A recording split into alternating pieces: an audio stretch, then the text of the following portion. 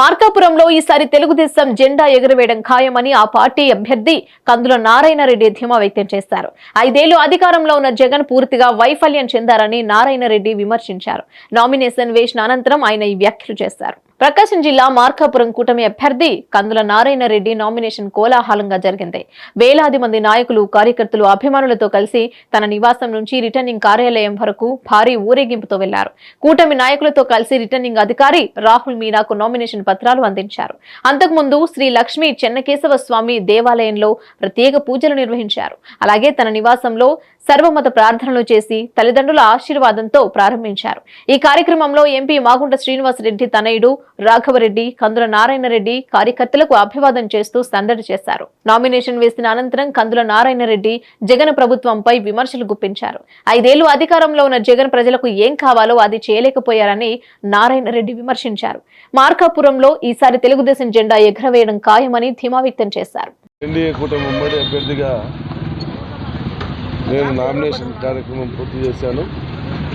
బ్రహ్మాండంగా ఈ నామినేషన్ కార్యక్రమం జరిగింది. మా కార్యకర్తలు కానీ, జనసేన కార్యకర్తలు కానీ, బీజేపీ కార్యకర్తలు కానీ ఎంతో జోష్లో పాల్గొని ఈ కార్యక్రమం విజయవంతమైన చేశారు. తప్పకుండా ఈ మార్కాపురం నియోజకవర్గంలో ఈసారి తెలుగుదేశం పార్టీ జెండా ఎగరవేస్తుందని చెప్పి మేము ఆశాభావం వ్యక్తం చేస్తూ ఉన్నాం.